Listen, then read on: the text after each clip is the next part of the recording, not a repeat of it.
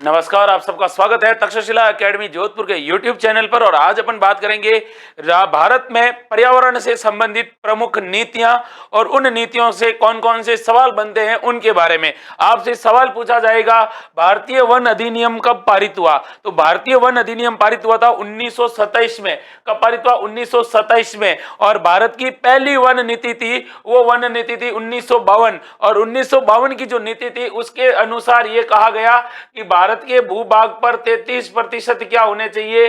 One होने चाहिए। उसके बाद ये क्या कहा गया, एक और नीति आई थी जिसका नाम था संशोधित वन नीति। और यही सवाल पूछा गया था। संशोधित वन नीति में यह कहा गया कि मैदानी भागों पर, जो भी मैदानी भाग है, उन मैदानी भागों पर जो वन है वो वन कितने होने चाहिए? वनों कितने होने चाहिए? 20% होने चाहिए। यानी 20% बढ़ोतरी का क्या लगा रखा गया था?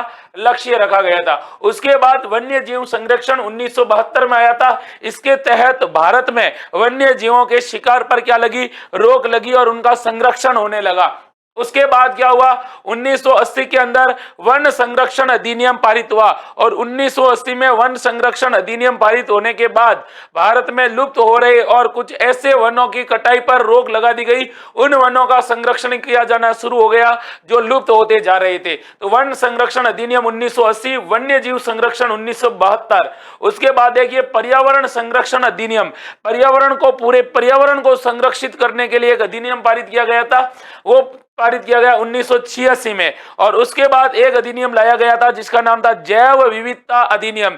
तो जैवों के अंदर, जीवों के अंदर जो विविधता है, उन विविधताओं को ध्यान में रखते हुए उन जीवों का संरक्षण करने के लिए यह अधिनियम लाया गया था 2002 में। कब लाया गया था? 2002 में। उसके बाद जैव विविधता प्राधिकरण लाया गया 2003 में। तो जैव विविधता जो प्राधिकरण लाया गया था वो 2003 में लाया गया था। पर्यावरण से संबंधित ये नीतियां, ये प्राधिकरण और ये अधिनियम आप सबको पढ़ने हैं, क्योंकि यहां से आपको क्या मिलेंगे? अच्छे अच्छे सवाल मिलेंगे। छोटा वीडियो लेकिन एग्जाम के पॉइंट ऑफ व्यू से बहुत महत्वपूर्ण वीडियो। मिलूंगा नेक्स्ट सेशन में, तब तक के लिए आप सबको जय हिंद।